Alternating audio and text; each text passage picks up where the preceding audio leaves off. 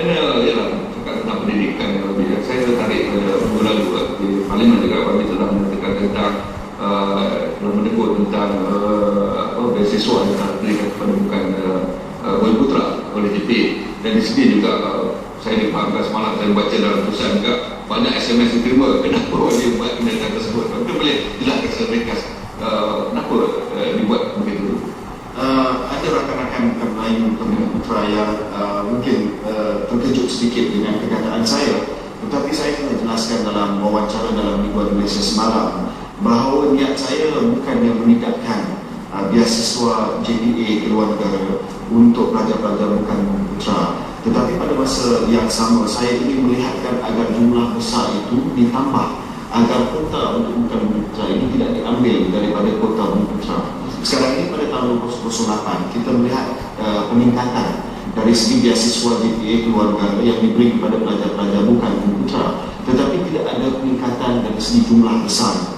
Apabila tidak ada peningkatan dari segi jumlah besar, maka kota tersebut ambil daripada kota Bumi Putra. Maka ini bukan satu keadaan menang-menang, tetapi menang kalah. Yang menang bukan Bumi Putra, yang kalah adalah Bumi Putra. Dalam hal ini nisbah daripada dulu nisbahnya 90%, 90% Bumi Putra, 10% bukan Bumi Putra. Tahun ini 55 Bumi Putra, 45% bukan Bumi Putra. Jadi nisbahnya telah kurang dengan begitu mendadak. Jadi saya telah cadangkan agar jumlah besar itu telah ditambah.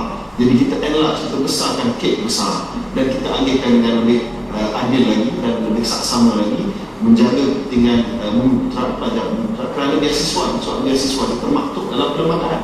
Perkara 153 perlembagaan kita menuntut agar beasiswa tersebut daripada kerajaan dikhaskan untuk masyarakat Bumi Putra. Jadi ini soal sensitif, tapi pada masa yang sama juga kita tambah untuk yang bukan Bumi Putra. Dan saya percaya kerajaan boleh melakukan perkara ini walaupun menelan dengan pembelanjaan yang agak tinggi.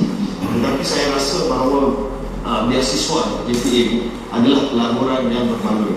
Berbanding dengan program-program lain, mungkin kerajaan boleh kaji. Ada setengah program yang tidak langsung buat memberi bulangan kepada pejabat kerajaan. Kalau kita perhatikan memang benar, kalau kita berikan mereka lebih banyak beasiswa, mereka akan kembali sendiri dan akan menyumbang pada negara kita. Ini satu jangka panjang. Saya ingat itu saya setuju bahawa kita menambah saja dan kekalkan yang ada. Tapi sekarang ni kalau kita dapat perhatikan setelah pilihan raya baru-baru ni dan 4 bulan masih lagi mereka membuktikan tentang hak mereka sama rata. Dan ini juga yang akan dipertahankan oleh mungkin UMNO. Dan bagaimana baru melihat ini isu? Bila akan dapat dijelaskan secara jelas kepada mereka? Saya rasa dalam hal ini kita perlu ada engagement, perlu ada perbincangan dengan generasi muda daripada pelbagai kaum, baik Melayu, baik Cina, India dan sebagainya.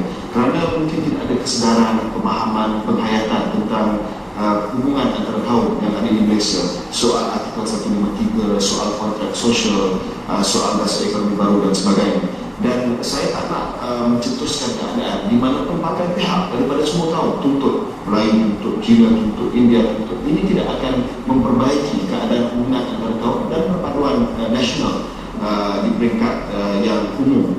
Dan saya harap saya sebagai wakil rakyat generasi muda, saya harap saya dapat menyumbang ke arah pemahaman konteks sosial, soal-soal pokok asas dalam perlembagaan kita, agar soal perpaduan negara ini dapat kita utamakan dalam masa yang akan datang. Kerana sebelum pilihan raya terlihat soal ini menjadi satu soalan atau masalah dengan adanya himrah dan sebagainya, dengan adanya salah faham dengan isu kris yang diurus oleh pemuda UMNO dan sebagainya. Jadi perkara ini semua menimbulkan satu perasaan tidak senang di kalangan rakyat Malaysia, di kalangan masyarakat Melayu dan lain-lain.